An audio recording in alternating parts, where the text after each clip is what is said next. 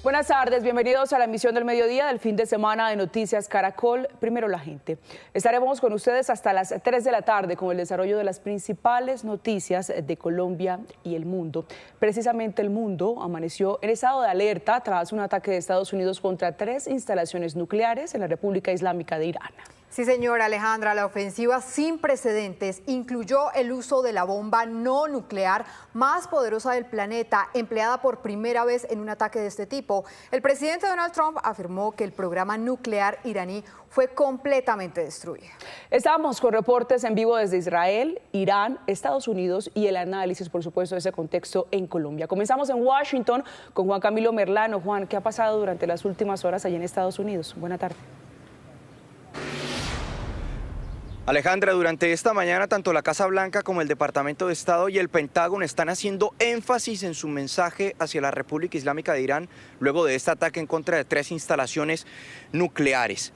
No están en guerra con la República Islámica, es lo que dicen. Este fue un ataque preciso y dirigido a diezmar la capacidad nuclear de la República Islámica. Y el Pentágono en las últimas horas dio detalles de ese operativo, de todo el ataque. Se involucraron unas 125 aeronaves, 75 municiones de precisión, incluidas 14 bombas GBU-57, que es la llamada madre de todas las bombas, marcando la primera vez en la historia que se utiliza este tipo de bomba en un operativo de este tipo, en un ataque de este tipo. 18 horas volaron los bombarderos B-2 de la Fuerza Aérea de los Estados Unidos, partiendo de una base de la Fuerza Aérea aquí en Missouri hasta llegar a territorio iraní. El bombardeo de las instalaciones fue por un periodo de alrededor de unos 30 minutos y en ningún momento, según lo que dijo el jefe del Estado Mayor Conjunto, aquí en los Estados Unidos recibieron algún tipo de ataque o de respuesta por parte de la República Islámica de Irán. Creen incluso que ni siquiera se dieron cuenta cuando ingresaron a territorio iraní. Por eso es que están calificando este ataque como exitoso y extraordinario. Pero el mensaje es claro, no están en guerra con Irán, es un ataque dirigido a diezmar su capacidad nuclear y están abiertos a una negociación, a una salida diplomática. Pero si hay contraataque por parte de la República Islámica, habrá graves consecuencias. Eran las 6 de la tarde, hora del este de Estados Unidos, cuando el presidente Donald Trump tocaba tierra en el patio sur de la Casa Blanca. Regresaba a Washington luego de pasar la noche en Nueva Jersey. Al mismo tiempo, a unos 11.000 kilómetros de distancia, 7 bombarderos B-2 de la Fuerza Aérea estadounidense se preparaban para descargar las poderosas bombas antibúnker sobre 3 instalaciones nucleares iraníes. A las 7:50 de la noche, luego de seguir el ataque en tiempo real desde la sala de crisis de la Casa Blanca, llegó la notificación de Trump. Hemos completado con gran éxito nuestro ataque contra las 3 instalaciones nucleares de Irán, incluyendo Fordow, Natanz e Isfahan. Todos los aviones se encuentran ahora fuera del espacio aéreo iraní. Se lanzó una carga completa de bombas sobre la instalación principal Fordow. Ahora es la hora de la paz. Era la notificación de la entrada de Estados Unidos a la guerra. Horas después, Trump envió un mensaje a la nación, en compañía de su vicepresidente y secretarios de Estado y Defensa. Esta noche puedo informar al mundo que los ataques fueron un éxito militar espectacular. Las principales instalaciones de enriquecimiento nuclear de Irán han sido destruidas total y completamente. Irán, el matoneador de Oriente Medio, debe hacer ahora la paz. Si no lo hace, los futuros ataques serán mucho mayores y mucho más fáciles. Y le hacía énfasis en su advertencia al régimen islámico. Esto no puede continuar. Habrá paz o habrá tragedia para Irán mucho mayor que la que hemos presenciado en los últimos 8 días. Recuerden, aún quedan muchos objetivos por alcanzar. La operación llamada Martillo de Medianoche involucró a unas 125 aeronaves y 75 municiones de precisión guiada. Entre esas, 14 bombas GBU-57, la conocida madre de todas las bombas. Durante 18 horas, 7 bombarderos B-2 junto a aeronaves de reabastecimiento viajaron desde territorio estadounidense hasta Irán. Al mismo tiempo, utilizaban aviones señuelo volando en otra dirección como método de distracción. El ataque fue lanzado alrededor de las 6:40 de la tarde, hora del este de Estados Unidos. El B-2 líder lanzó 2 bombas penetradoras de municiones masivas GBU-57 en el primero de varios objetivos. En Fordow, como dijo el presidente anoche, los bombardeos restantes luego atacaron también sus objetivos, con un total de 14 bombas lanzadas contra 2 aéreas de objetivos nucleares. Imágenes satelitales captaron el antes y el después del ataque a la base de enriquecimiento de uranio de Fordo. Además de los bombarderos, un submarino estadounidense en la región lanzó alrededor de 24 misiles Tomahawk en contra de otra de las instalaciones nucleares de Irán. El Pentágono aseguró que el daño para el programa nuclear de Irán fue severo. Y por supuesto que hay controversia luego de este ataque ordenado por el presidente de los Estados Unidos. No es un secreto para nadie que Trump no quiere que el país termine arrastrado en una guerra prolongada en Medio Oriente. Por eso ese mensaje de que no han declarado la guerra a Irán y que todavía están abiertos a la negociación. Y también tratando de salirle al paso a las críticas de congresistas que desde ya están presentando mociones y resoluciones en el Congreso porque dicen que Trump requería la autorización de ellos para lanzar este ataque en contra de territorio iraní, porque reside en el Congreso de los Estados Unidos la potestad de declaración de guerra. Lo que dice el Pentágono es que les avisó a los congresistas, a miembros del Congreso, justo cuando los aviones habían salido de territorio iraní. Se está abierto a una negociación, Juan Camilo, gracias. 12 del mediodía, 38 minutos ya. Y los ojos del mundo siguen puestos en Medio Oriente, donde los enfrentamientos entre las partes en conflicto no dan tregua. Adriana Cuestas, ¿qué es lo último tras los más recientes ataques entre Israel e Irán? Catalina, lo último es que el Consejo de Seguridad de las Naciones Unidas celebrará una reunión de emergencia este domingo tras los ataques estadounidenses contra instalaciones nucleares de Irán. Así lo confirmó Guyana, país que ocupa la presidencia rotatoria de ese organismo. Entre tanto, el presidente iraní prometió hoy una respuesta ante estos bombardeos y los calificó de agresión, a la vez que el asesor del líder supremo de la República Islámica, Ali Khamenei, dijo que el juego no ha terminado, incluso si se destruyen los sitios nucleares, por lo cual insisten en que están listos para defenderse. De otro lado, los ataques de esta madrugada de Israel a su rival han dejado más de una veintena de muertos, la mayoría de ellos militares, pero también figuran al menos 2 niños de 7 años. Y hoy el jefe de la diplomacia estadounidense, Marco Rubio, dijo que su nación estaba dispuesta a negociar sobre el programa nuclear, pero revisemos antes cómo está el panorama en Teherán tras la nueva escalada. Justamente allí está Catalina Gómez de nuestra Alianza Informativa Latinoamericana. Catalina, adelante. En la noche de ayer sábado, los iraníes se fueron a la cama con la certeza de que Donald Trump esperaría al menos 2 semanas para tomar esa decisión de lanzar ese gran ataque contra las principales plantas nucleares de Irán, especialmente esa planta subterránea de Fordo, absolutamente fortificada, para lo que necesitaba una gran misión como la que terminó por realizar anoche. Así que fue una sorpresa en la madrugada cuando se enteraron que aquella misión que había dado tiempo Trump diciendo que daba espacio a la diplomacia o a que se detuviera esta guerra, que Irán cambiara de opinión y detuviera este programa nuclear, pues se llevara a cabo. Hasta ahora el líder supremo de la revolución, la persona más importante de este país, no se ha pronunciado. Según el diario The New York Times, se encuentra en un búnker aislado e incomunicado y solamente muy pocas personas tienen contacto con él por miedo a ser asesinado. Estamos sí a la espera de saber cuál va a ser la respuesta. La Guardia Revolucionaria, la fuerza más importante de este país, dijo que van a responder y también dijeron que seguirían respondiendo a Israel. Gracias, Catalina. Y es que la respuesta de Irán a la nueva oleada de bombardeos de Israel, ahora bajo el apoyo y participación directa de Estados Unidos, no se hizo esperar. Este domingo, hacia las 7:30 hora local, las sirenas antiaéreas despertaron a millones de civiles, lo cual anunciaba la llegada de una nueva ronda de misiles iraníes hacia varios puntos del país, como Tel Aviv. Precisamente desde esa ciudad establecemos ahora contacto con Laura de Chiclana, de la Alianza Informativa Latinoamericana, quien nos cuenta cómo está la situación a esta hora en Israel.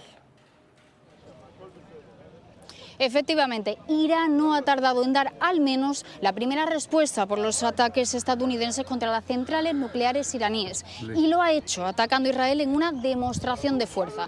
Esta mañana, sobre las 7 horas local, comenzaban a sonar las alarmas, provocando pánico entre la población, ya que se esperaba que esta podía ser una de las posibles respuestas a los ataques a las centrales nucleares. Irán ha lanzado decenas de misiles en 2 oleadas diferentes, teniendo como objetivo la ciudad de Haifa y varios puntos de aquí en Tel Aviv.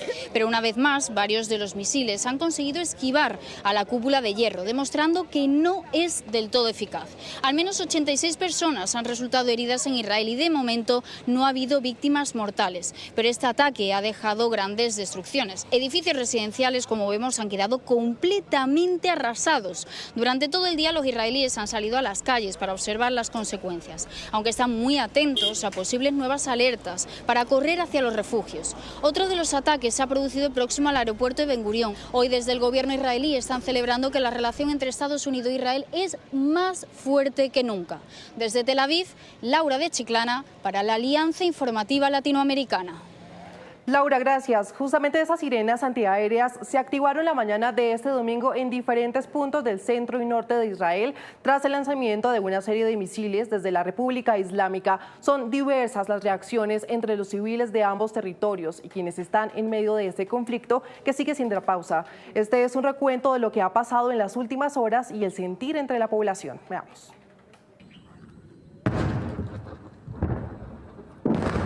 Con fuertes explosiones, así amaneció Tel Aviv en Israel, horas después que Estados Unidos, uno de sus principales aliados, lanzara ataques contra 3 instalaciones nucleares iraníes. Mientras las confrontaciones suben de tono en Medio Oriente, esta es la percepción en las calles de Teherán, capital de la República Islámica. Estados Unidos actuó en vano porque al final lo que estaba sucediendo era un conflicto entre Irán e Israel, 2 países enfrentados. Pero Estados Unidos intervino y como resultado puso en peligro sus propios intereses en la región. La respuesta debe ser firme y decisiva porque lo que está en juego aquí es la identidad misma de ser iraní. Entre tanto, los últimos bombardeos en suelo israelí dejaron varias casas reducidas a escombros y edificios también en ruinas. Me parece increíble que estemos viviendo tiempos épicos. Creo que el mundo entero debe agradecer a Israel por estar dispuesto a asumir las consecuencias. Adelante, Trump. Gracias por ayudarnos. Gracias por estar a nuestro lado. Y me alegra mucho que haya sido antes de 2 semanas. De lo contrario, estaríamos sufriendo.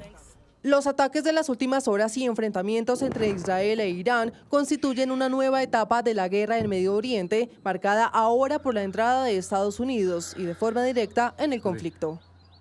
De momento crece la incertidumbre tras la entrada oficial de Estados Unidos en la guerra y que marca además una nueva etapa en un conflicto que escaló hace exactamente 10 días y en el cual el intercambio de ataques ha sido una constante. En Irán los muertos superan ya los 430 según cifras oficiales, mientras las represalias de la República Islámica han dejado por lo menos 24 fallecidos en Israel. Adriana, y mientras nos damos cuenta de las fatales consecuencias de los enfrentamientos por otro lado, y como era de esperarse, ya son varios los países implicados en este conflicto y son múltiples las condenas y advertencias desde diferentes gobiernos, así como organizaciones. Andrés Triviño, usted nos tiene un recuento de esas reacciones. ¿Qué tal, Alejandra? Buenas tardes. Como usted decía, el mundo reaccionó a la decisión de Estados Unidos de participar en este conflicto. Les hacemos un repaso por los pronunciamientos más llamativos. Empezamos por los involucrados en este conflicto. Empecemos con Benjamin Netanyahu, quien se pronunció solo segundos después de la ofensiva y le agradeció su apoyo al presidente Donald Trump. Sostuvo que primero viene la fuerza y luego la paz, justificando sus acciones de los últimos días. Y nos vamos también con Irán, porque el presidente de ese país, Masoud Pezeshkian, dijo al finalizar una reunión de seguridad que los ataques de Estados Unidos a sus instalaciones nucleares demuestran que Washington es la principal impulsora de los ataques israelíes. Esto lo informó la agencia de noticias iraní IRNA. Y ahora nos vamos a Estados Unidos, porque esta congresista Alexandria Ocasio-Cortez dijo que no fueron informados estos congresistas sobre lo que estaba sucediendo y sobre lo que iba a hacer el presidente de Estados Unidos. Además, que el presidente Trump falló en decirle a los congresistas republicanos que iban a atacar a Irán. Y pasamos también con el pronunciamiento del Papa Francisco, quien desde el Vaticano dijo que repudió todo lo que pudiera pasar allí en Medio Oriente y pidió que se haga la paz. Escuchemos lo que dijo el Sumo Pontífice.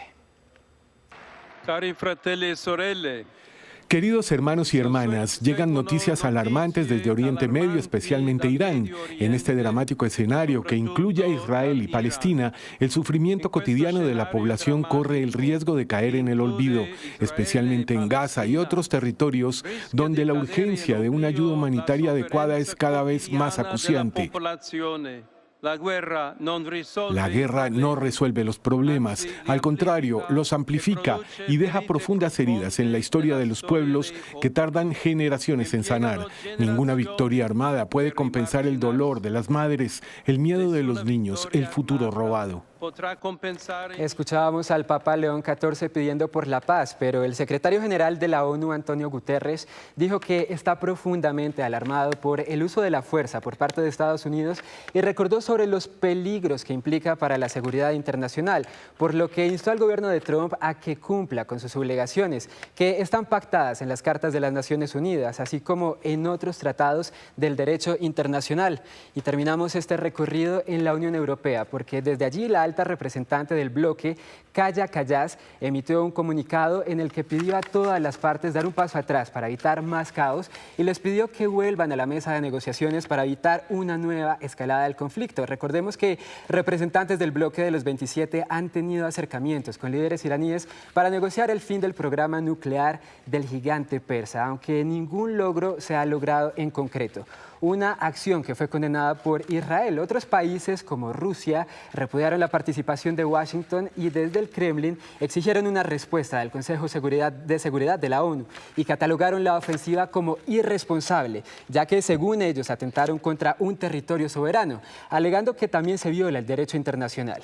Y es que hace unos días Vladimir Putin se propuso como mediador al conflicto, al tiempo que China condenó enérgicamente los ataques de anoche por parte de Estados Unidos, mientras que Reino Unido, Alemania y Francia instaron a Irán a no tomar acciones que desestabilicen la región, reacciones que nos llegan desde distintos lugares del mundo. Pero para analizar lo que está sucediendo y para analizar mejor el conflicto, le damos paso a Catalina Vargas, que está con nuestra analista internacional, María Teresa Aya. Buenas tardes. Sí, señor Andrés, muy buenas tardes. Pues justamente para analizar lo que ocurrió este sábado, en la noche de este sábado, el presidente Donald Trump anunció al mundo que las Fuerzas Aéreas de Estados Unidos atacaron 3 instalaciones nucleares en Irán. Una de las decisiones más trascendentales de su segundo mandato, intervenir directamente en el conflicto que en este momento se lleva a cabo entre Irán e Israel. Pero empecemos por señalar cómo se llevó a cabo esta operación que se denominó Operación Martillo de Medianoche. De acuerdo con información del presidente del Estado Mayor Conjunto de los Estados Unidos, la operación inició durante la madrugada del viernes a sábado con 3 ataques clave. El primero con los bombardeos del B-2 que se desplegaron desde Estados Unidos hacia Medio Oriente. El segundo con un lanzamiento de docenas de misiles Tomahawk lanzados desde submarinos. Y también el tercero, un lanzamiento de 2 bombas perforadoras de búnker contra las bases nucleares, la primera de ellas de Fordow. Teresita, para empezar este análisis, quiero empezar preguntándole, ¿desde hace cuánto se viene planeando esta operación y cómo se llevó a cabo este ataque? Buenas tardes. Catalina, buenas tardes. Este ataque es muy probable que se viene planeando no desde hace 10 días, cuando Israel decidió atacar a Irán. Esto es parte de esos planes de contingencia que tiene el ejército americano en sus libros blancos, en sus propios papeles, para resolver ataques en contra de lo que ellos perciben como amenazas a nivel global y en el mundo. Y hay que decir que Irán es para Estados Unidos un enemigo importante. Desde la revolución del 79, recordemos que ahí estuvieron retenidos durante 404 días una embajada entera y sus funcionarios. Lo ven desde ese momento como un gran enemigo y por lo tanto un enemigo que no debería tener armas nucleares porque es un régimen terrorista. Por eso es altamente probable que esto, que como nos explicaba Juan Camilo, incluyeron 175 aviones, 75 proyectiles y más de 14 bombas, estuviera ya dentro de todos sus análisis y de contingencia. Y es que volaron, vemos acá, de Missouri a Irán, son 18 horas de vuelo. Por eso la importancia de los aviones que abastecen combustible. Y además de los señuelos que fueron a diferentes partes en el mundo ayer para despistar al enemigo, como se dice, hubo parte de esos señuelos que volaron el espacio, sobrevolaron el espacio aéreo iraní, esperando reacciones para ellos documentar. Nos vieron, no nos vieron, nos dispararon y no hubo reacciones. El avión B-2 es fantasma y no genera estas reacciones. Ya después de que eso se comprobó, procedieron a lanzar sus ataques que a las 3... En ese segundo intento, en ese segundo sobrevuelo. Bueno, Teresita, pero ¿hay posibilidades reales de una tercera guerra mundial? Aquí hay que mirar dos cosas. Uno, el momento en que Israel decidió atacar a Irán, y lo hizo en el momento en que sus aliados en la región estaban muy debilitados. Países como Siria, que normalmente hubieran corrido a apoyar a Irán, tuvieron un cambio de régimen hace unos meses y ahora no están apoyando a Irán. Otros, como pudieron haber sido Hezbollah o Hamas, tanto en Líbano como en la Franja de Gaza, tampoco han salido a apoyar a Irán. Están muy debilitados. Sí lo han hecho las milicias en Irak y los hutíes que han dicho que lo van a hacer. En ese sentido, Israel se la jugó a que era el momento de atacar sin que hubiera grandes represalias o grandes ayudas a lo que podían ser las respuestas iraníes. Ahora, veíamos otras respuestas en la nota anterior y en ese sentido les digo, está lo que se conoce como el grupo CRINC. CRINC son Corea del Norte y China, por un lado, que son países que han salido a decir, repudiamos lo que está pasando, pero hasta ahí. Rusia ha salido a decir, no solo hay que solidarizarse con Irán, sino que nosotros vamos a ayudarle a Irán, no solo vamos a ser mediadores. Ahora, mediadores, Catalina, uno puede preguntarse, ¿cómo puede ser uno mediador cuando está en medio de una guerra que ellos mismos empezaron contra otro país? Y dos, guerra para la cual han usado drones iraníes. ¿Dónde queda la imparcialidad? Es decir, Israel escogió el momento clave. Eso en cuanto a lo que puede pasar en esa región. Israel y Estados Unidos también escogieron ese momento clave. Pero ahora le invito a que hablemos de esas centrales nucleares en Irán, porque el punto principal del ataque de los Estados Unidos a Irán fueron 3 bases nucleares, las de Fordo, Natanz e Isfahán. Fordo específicamente es una instalación subterránea a más de 200 pies de profundidad y ha sido el centro de los temores de decenas de países porque se le ha asociado principalmente con la producción de uranio enriquecido, un material necesario para fabricar armas nucleares. Teresita, quiero que nos cuente por favor cuál es la importancia de estas 3 bases nucleares y cómo queda ahora el programa nuclear de Irán con este ataque de Estados Unidos. 3 bases que vemos aquí en nuestro mapa. Catalina, las 3 bases, efectivamente, Fordo es la más importante porque es donde se concentra subterráneamente el laboratorio donde está el corazón del sistema nuclear de Irán, donde hacen los experimentos, está el enriquecimiento de uranio, de plutonio, es el corazón, era subterráneo, le cayeron estas bombas encima. Aquí se dice que el presidente Trump dijo quedó totalmente destruido, su secretario de Defensa dijo quedó altamente dañado. Hay una gran diferencia entre las dos reacciones, yo creo que nos toca esperar unos días a ver qué pasó y qué noticias salen de ahí. Otro interesante es Natanz e Isfahán. Isfahán es el sitio donde están concentrados la mayor cantidad de misiles que tiene Irán. Entonces, por eso también era un lugar estratégico. Le quito al enemigo la capacidad de usar sus armas en contra mía porque le estoy quitando sus armas. Tenían 3.000 hace 3 años. Hoy se calcula que escasamente llegan a 1.000. Y se ha reducido también con los ataques a Israel, justamente. Claro, con estos ataques se ha ido reduciendo, entonces eso tenía de importancia Isfahán.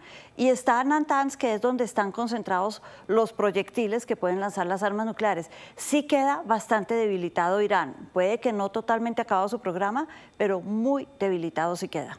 Sí, señora Teresita, hablemos ahora de un punto muy importante, la madre de las bombas, como se ha denominado, porque Estados Unidos usó por primera vez la bomba MOB, o como se conoce militarmente, GBU-57, que se comenzó a desarrollar desde hace 20 años bajo la administración de George Bush. Una bomba de 13.600 kilogramos de peso, que mide aproximadamente 6.24 metros de largo y también puede atacar un objetivo lo suficientemente profundo con una precisión milimétrica. Esta bomba es tan pesada que solo puede ser cargada o lanzada por un avión o desde un avión B-2. Teresita, ¿cómo funciona esta bomba?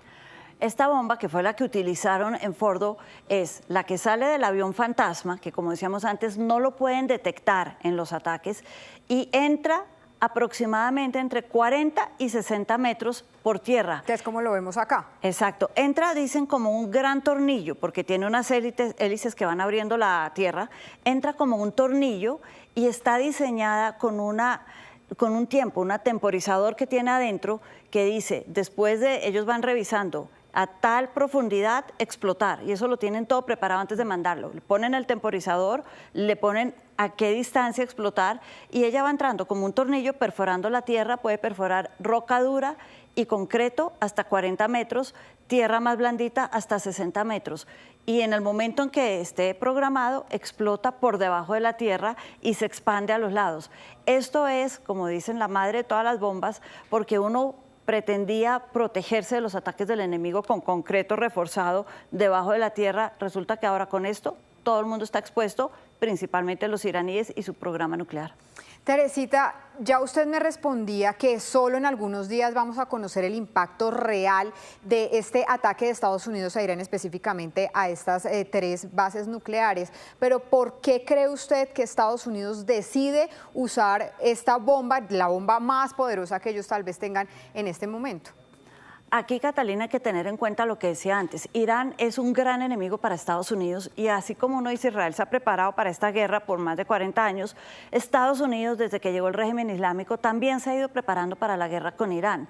Entonces, no quieren que tenga el gran enemigo, un régimen que apoya grupos terroristas, que financia grupos que han cometido atentados contra Estados Unidos o instalaciones de Estados Unidos en Europa y en otros lugares, que tenga el arma nuclear. Eso no lo pueden permitir. Ahora, no es el único país. Uno diría, pero ¿por qué hay otros que sí pueden tener armas nucleares? Están los 5 miembros del Consejo de Seguridad: China, Rusia, Estados Unidos, Francia y Gran Bretaña, que de alguna manera después de la Segunda Guerra ganaron ese permiso para tener armas nucleares. Hay otros países, India, Pakistán, estamos hablando de Israel, que también pueden tener armas nucleares. ¿Cuál es el problema entonces específico con Irán, Catalina? El problema es que no hay confianza en Irán. Hay confianza en que en estos otros países haya procedimientos, haya personas que no sean la única responsable de mandar la bomba, sino que existan toda clase de procedimientos y de cadenas seguras para el envío o uso de estas armas. No existe esa seguridad con Irán, lo ven como un régimen no solo terrorista, sino irracional, y por eso un régimen enemigo, terrorista, irracional, no podemos permitirle que tenga este tipo de armas. Claro, ahora pasemos al siguiente punto, las bases militares que puede tener Estados Unidos allí en Medio Oriente. Estas bases tienen propósitos estratégicos y algunas de ellas se encuentran en Arabia Saudita, en Qatar, en Irak, en Afganistán, en Turquía, en Jordania, entre otros países, como ustedes lo ven allí en nuestro Gran Wall. ¿Qué viene ahora tras este ataque de Estados Unidos? ¿Irán quedó debilitado? ¿Se puede decir que militarmente ya quedó debilitado?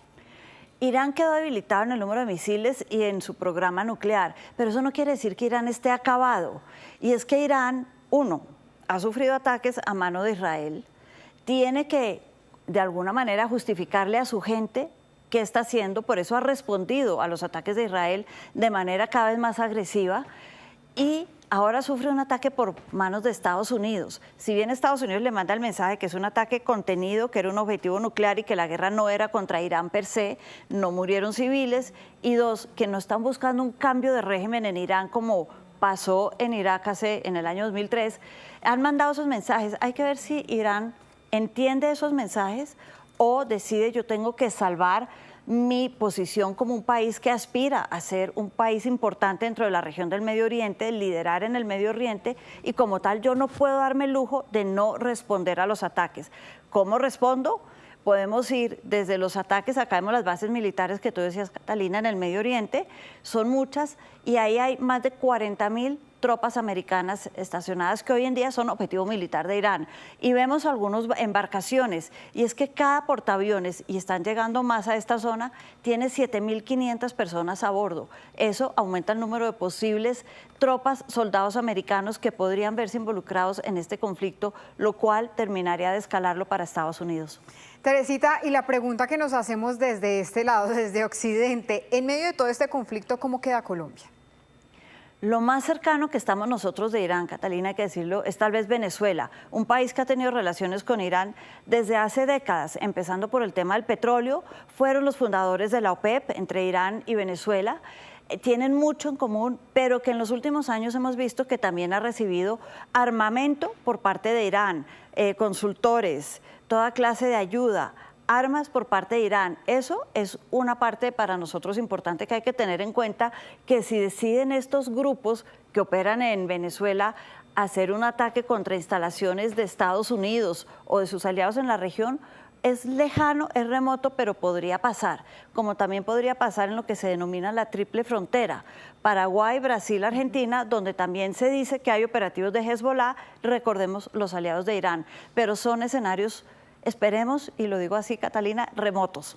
Todos los esperamos así. Teresita, muchísimas gracias por este análisis, pero antes de dejarla ir, quiero que veamos, porque más allá de las respuestas bélicas que pueda llevar a cabo Irán, hay posibilidades de ataques económicos que tienen como centro el estrecho de Hormuz, por donde se moviliza más de, miren esto, el 20% del petróleo mundial.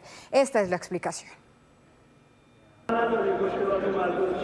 El Parlamento iraní pidió este domingo cerrar el estrecho de Hormuz, el paso marítimo por donde circula cerca del 20% del petróleo que consume el planeta. La decisión, que aún debe ser evaluada por el Consejo Supremo de Seguridad Nacional de Irán, se da en medio de un aumento de las hostilidades entre Teherán, Israel y ahora Estados Unidos. Estamos en guerra total con el enemigo. El canal de Hormuz, ubicado entre Irán y Omán, es la vía marítima más estratégica del comercio energético global. Tiene apenas 39 kilómetros en su punto más estrecho, pero cada día lo cruzan más de 17 millones de barriles de petróleo, según la Administración de Información Energética de Estados Unidos. También transita por allí casi el 25% del gas natural licuado del mundo, principalmente desde Qatar.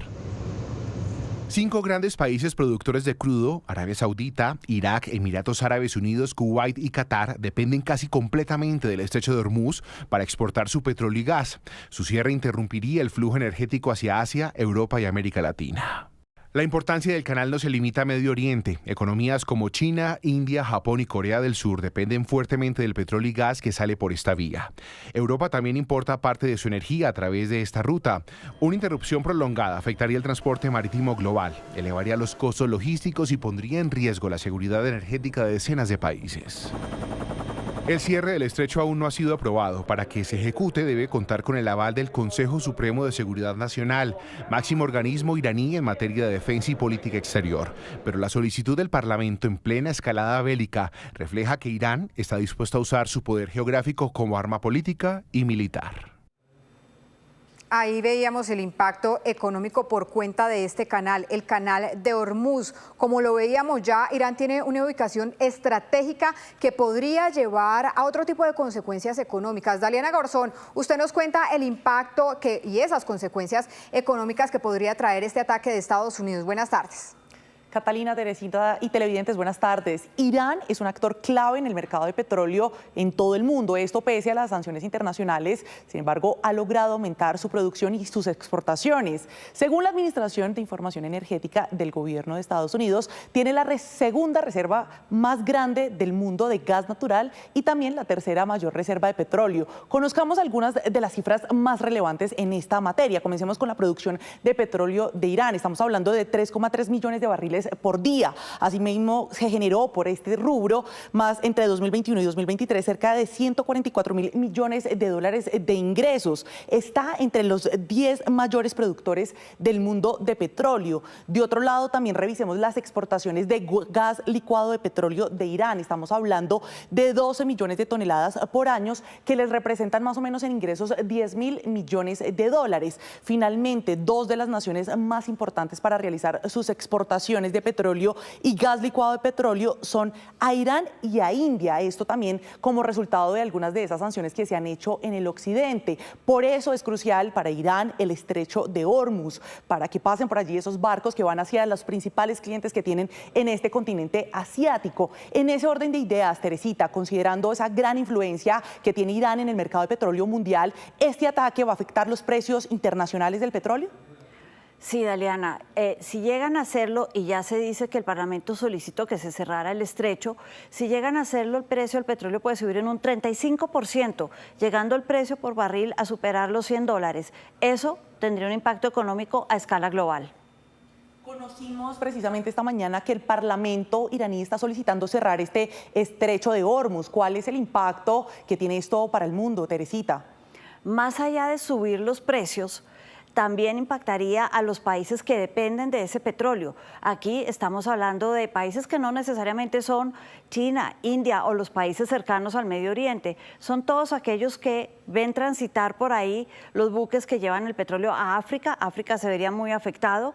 Estados Unidos, el mundo entero sufriría las consecuencias de un petróleo más caro y menos accesible. Un impacto directo al comercio global, el de petróleo. Pero en línea con eso también nos podemos ver afectados todos los ciudadanos. ¿Cuáles son esas consecuencias que tiene para nosotros y el mundo en general en nuestro bolsillo, cuando vamos a tanquear, Teresita, cuando vamos a hacer compras, ese impacto directo para nosotros como ciudadanos?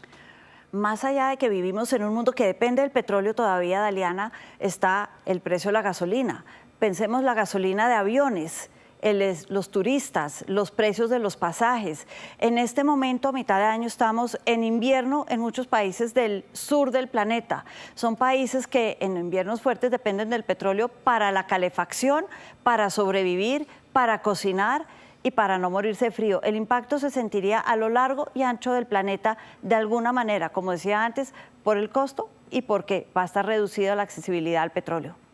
Gracias, Teresita. Queda claro que más que un impacto militar, también es un impacto económico y político para todo el mundo. Y hablando justamente de ese impacto económico, también hay otro tipo de impacto y es el impacto al medio ambiente, porque hay preocupación por los riesgos a la salud, por la contaminación ambiental que se podría generar como consecuencia de los ataques a las centrales nucleares, donde se trabaja con materiales químicos que son altamente radioactivos. Esteban Bejarano, ¿hay riesgo en las instalaciones recientemente bombardeadas? Catalina, buenas tardes. Según indicó el Organismo Internacional para la Energía Atómica, OIEA, los ataques a las 3 instalaciones en Irán, incluida Fordow, ubicada a unos 100 kilómetros al sur de Teherán, no se registra ningún aumento en los niveles de radiación fuera de las instalaciones. Esto lo dio a conocer a través de su cuenta en X, donde también informaron que proporcionará nuevas evaluaciones de la situación en Irán a medida que se disponga de más información. También dijo que confía en que no haya consecuencias para la salud ni para el medio ambiente luego de estos bombardeos. Por la gravedad del asunto, por supuesto, el argentino Rafael Grossi, director general del organismo internacional, anunció la convocatoria de una reunión extraordinaria. Dijo en su cuenta de X que en vista de la urgente situación en Irán, convoca una reunión de emergencia de la Junta de Gobernadores de la Agencia de la ONU para este lunes, con el propósito de abordar la situación en Irán tras los ataques. Según los últimos datos del organismo, las 3 instalaciones bombardeadas albergaban material nuclear en forma de uranio, enriquecido a diferentes niveles, lo que podría generar contaminación radioactiva y química dentro de las propias instalaciones. Al respecto, hablamos con expertos sobre los riesgos de esta situación para la población. Escuchemos. Están asociados en primer lugar a temas de agua.